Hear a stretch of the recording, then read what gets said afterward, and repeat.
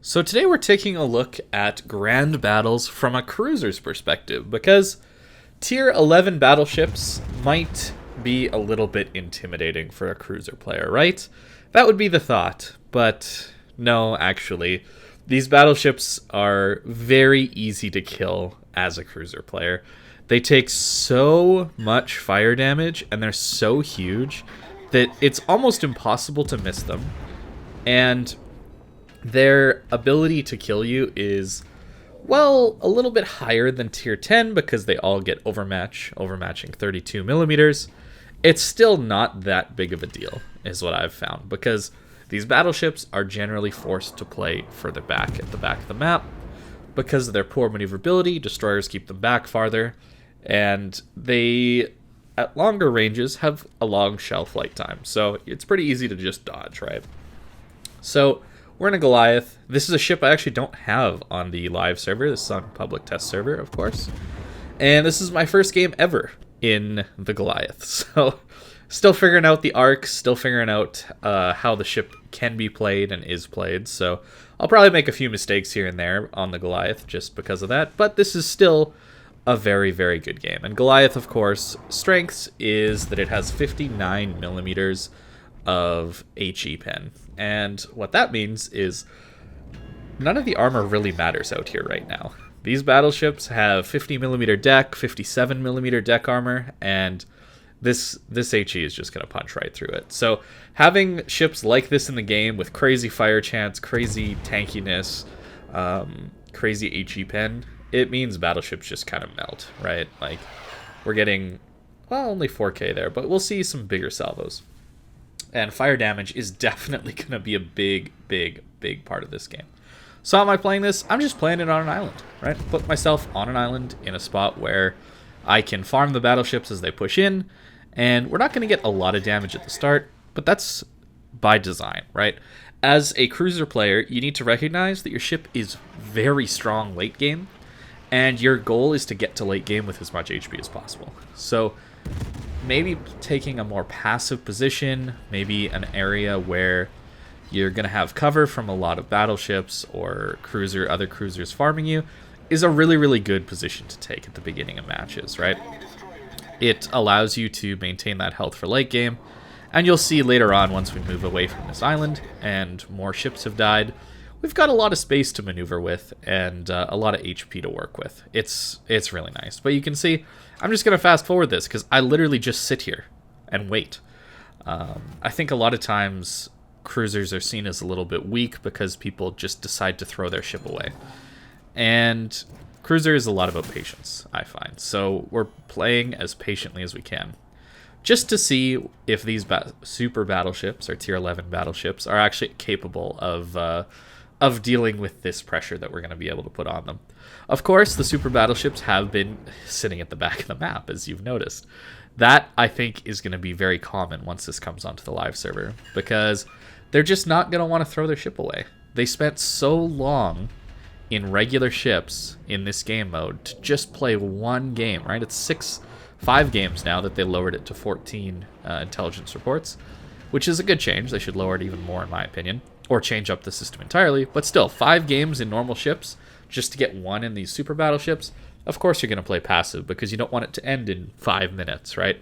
Your 1 hour or longer, hour and a half of grinding, you don't want that to be wasted on a 5-minute game, right? So we're not going to get to farm these super battleships for a little bit yet, but that'll be coming up. A couple Satsumas you can see up here in the north, and we're going to get a ton of damage off on them.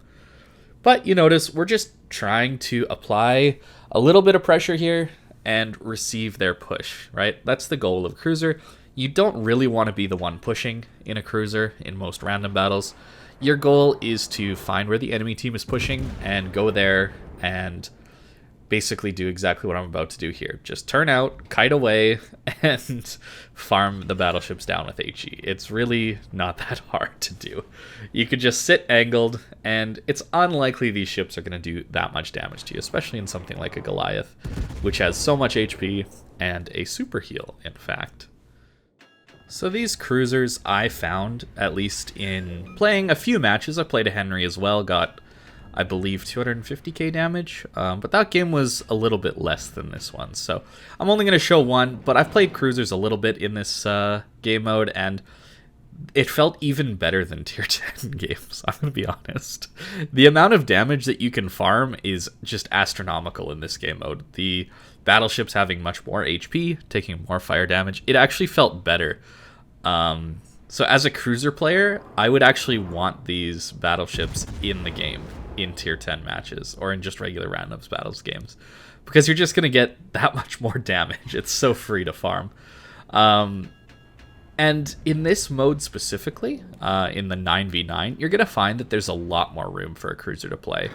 The battleships just don't have as much presence on the map because there's less support ships, right? So they have less ability to play a lot of different angles. You can see down south, there's really not much pressure there. There's just a Fletcher and a Hindenburg down there left. And really, we're not dealing with that much of a crossfire, right? We're completely angled to the Satsuma in the north, and we're relatively well angled to this Montana and other Satsuma, and just playing these islands. Very, very, very basic gameplay here. But this is what cruisers do, and they do it very well. And in a 9v9, of course, that's basically like 3 ships are already dead. And that, of course, means we're closer to late game, where cruisers, of course, are very, very, very powerful. Now, this might not be perfect representation of what these ships would be like. Of course, it's the public test server, so we don't really know what the quality of these players are like, but I would say it's probably average, right? It's not like people play that particularly well in random battles games anyway, so I wouldn't say the public test is a perfect representation of random battles, but it would be pretty close. The big problem I see is just with this game mode. The goal of most people is to play the super battleships, right? That's new, it's interesting, and people want to spend some time with them. Well, with the 5-game requirement, most people are just going to be YOLOing in. This is one of the few games, I should say, where I didn't just YOLO in a Kleber or a Kaba, where you push W into the enemy cap, or into the middle cap, and then just keep going into the enemy spawn until you die as fast as possible, right?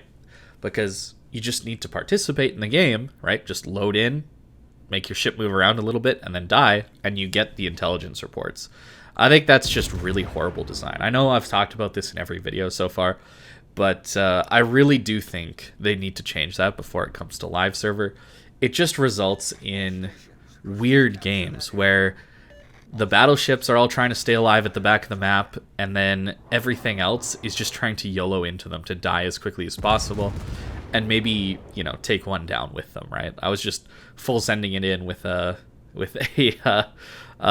concealment build Kleber, just so I could go YOLO one of these super battleships with all of my torpedoes. And most of the time, I got all the torpedoes off and did some massive damage. I don't think that's really representative of a great game mode. I would love it if there was something in place where you could, you know, maybe if you place higher up on the scoreboard, you get more intelligence reports. You know, don't decrease the minimum intelligence reports. You know, maybe you get 3 intelligence for every game you participate in. But if you're, you know, top 3 on the scoreboard, you get double. Maybe you get 6 intelligence reports. Something like that, I think, would be cool. And definitely incentivize people to actually play the game, right? I think that would be maybe a better way of going about things. Now, we're getting to the Satsumas. And because it's a 9v9 and most of the ships have died already, we're able to just play in B and play basically dark here and just be undercover. It's, of course, the dream of any HE spamming cruiser player to have an island like this and have the enemy battleships be forced to push into you. And they can't see you and they can't shoot you, and you can shoot them back. There's a lot of maps and a lot of islands like this, obviously. Maybe I'll have to do a video about that on what islands to look for and what to play for in a cruiser. But the more you play a cruiser, the more you're going to figure out islands like this. It's really not that difficult to do. And yeah, the ships are so big you can just blind fire them. They're big, they're slow, and they're very, very easy to hit. here we're getting lit up by the Fletcher on the other side of the map. And, well, that's not so good, so we need to go forward. And otherwise you risk getting dev struck. Because these Satsumas, well, they are big, dumb, and slow ships. They do, every once in a while, get a 35% boost to accuracy, which I'm sure you guys saw in my previous video on the Satsuma. And that is actually scary for a cruiser player. Because if that person knows how to aim and they catch you broadside, you're probably going to die to that. That is a lot of damage coming in. So we're just going to angle and keep farming this guy. Very, very, very basic. But yeah, you'll notice we're only on 180. I think we were on 150,000 damage once we started on this Satsuma. And just, you're going to notice the damage number tick up like crazy. I was actually shocked at the end of this game what kind of damage I was able to get. And I think it's a reasonable representation of a good game still. Before I was thinking, well, if you get 300k in this mode, it doesn't really mean as much as 300k in random battles, because these battleships obviously have much more HP to go through than a normal tier 10 battleship would. But then I remembered it's a 9 versus 9 game mode, and that means there's 3 less ships. So I would say that the amount of damage dealt in these game modes is pretty comparable to the amount of damage you can deal in random battles. And so yeah, having a 300k plus game is definitely doable here, but it's not the easiest thing in the world to do. Now, as we approach the end of the game, I want to talk a little bit about why I think these super battleships are okay to just be straight added to the game as tier 11s, or even as like tier 10.5, or perhaps like the legendary tier that exists in World of Warships Legends, the console game, where the legendary tier is essentially tier 10s from the PC game, and the main game only goes up to tier 7, but it's all squished, right? It's more like tier 8s and 9s are what tier 7 is in the console game. And I think they could just straight add these Satsuma and the Hannover to the PC game in a similar way to the legendary tier on the console game. And this is the entire reason here. We are 11 kilometers from one of these super battleships, and he is on essentially 90,000 HP. Well, 80,000 now, after we hit him for 10k with HE, and get a fire. We're gonna go full send YOLO into this guy, with a cruiser that gets overmatched by the Satsuma, with a cruiser that has a high, out of the water, stepped citadel. And the step is important, because it means that at any angle I take, I am easily citadelable at this range.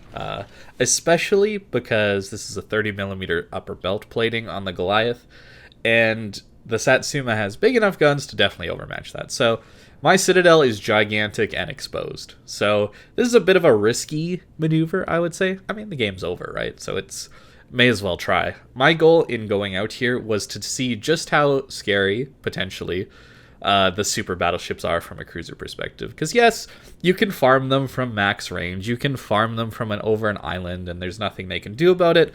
That's standard cruiser play, right? But this is a scenario where I think the battleship should have a massive advantage. It is close range, it is basically impossible to miss. I am coming out, I get spotted by the Shima early, I am not angled enough, and his dispersion makes it miss. And he's going to get another shot off. But it's important to know that battleships live and die by their dispersion. And more often than not, dispersion is bad. It is bad, bad, bad, bad. And this poor Satsuma, 15,000 damage from HE, found out the hard way that dispersion is more often than not going to be really, really, really punishing towards the battleship player. And I think the reason is pretty simple. Why dispersion is generally so bad. You see, he only hit 1 shell there out of 4. So I was laughing at this point. I was streaming this. I was laughing. I was like, me being a battleship player, it's kind of a sad and disappointed laugh at how bad battleships are. It's really pathetic, I think, that how little damage, right? Like, sure, he didn't kill me, but you would have expected him to do a little bit more damage than that, right? Oh, it's just sad to me how bad the battleships are, that the tier 10 cruisers are still just straight better than these tier 11 battleships. So I don't think you got much to worry about as a cruiser player. You certainly have something to salivate over if you're looking to farm. And destroyers, of course, are just insane against these battleships. They're huge. They're basically impossible to miss, even with the hydro, right? Like, the turning radius is nearly that of an aircraft carrier. So these super battleships, I would say, aren't so super. They're better than some of the tier 10 battleships, but not better than all of them. I would say an Ohio probably is just better than these two super battleships, because for all intents and purposes, they overmatch basically the same in regards to cruisers. But Ohio has better reload. It has better secondaries, kinda. Hanover's got some pretty impressive secondaries, but Ohio has more consistent secondaries all the time. It's got better dispersion than Hanover. It's got a way better heal that actually allows it to play up close and play in a brawling scenario for much longer. Yeah, I don't see these super battleships as being that intimidating, really. And there you go. That's the match as a cruiser. 337,000 damage in my first game as Goliath against the super battleships. Absolutely insane result here. I just couldn't believe it, man. I thought these battleships would be a lot scarier than what they are. They're basically just tier 10 battleships with more HP to farm out for a cruiser. And as a cruiser player, that's an exciting prospect, because you can get games like this, which are just absolutely massive. But as a battleship player, it's a little bit disappointing to see. Yeah, but that's where I'm going to leave it. I hope you guys enjoyed this video. I'll give you a quick look at my captain, but don't read too much into it, because, again, I don't really play Goliath, right? So for those of you looking for the Goliath build, this is what I've got. Again, I actually don't have this ship on the live server, but this is what I came up with on the PTS server just to test it out. Seemed to work pretty good. Heavy HE. It's pretty disgusting with shells that already deal this much damage. You can see 4,235 alpha with the HE shells, and they pen 59 millimeters. Pretty crazy. Really handy in this game mode where the battleships have 50 and 57 millimeter armor respectively. Goliath is just crazy against these, and you could tell the fire damage also did a lot. Again, concealment, superintendent, survivability expert. We're just trying to stay alive and use our guns as long as possible. Range mod, of course, because you need range in tier 10 or tier 11 now, I guess we could call it. And the stock range just isn't enough. So 19.5, the shells are pretty floaty, so you got to be reasonably good at aiming in order to hit your shots, but it's not too hard once you get used to it. Concealment, prop mod to get going quicker, trying to juke shells, all that good stuff. Aiming systems, damage con, main armaments. Pretty standard build, I would say. But yeah, that's the Goliath, and that is cruiser versus super battleships. Not that hard, I would say. Just goes to show how strong a lot of these tier 10 cruisers are. And how even when you bump battleships up to tier 11 firepower, they still aren't that amazing. Anyways, thank you guys for watching, and I hope you have a great day.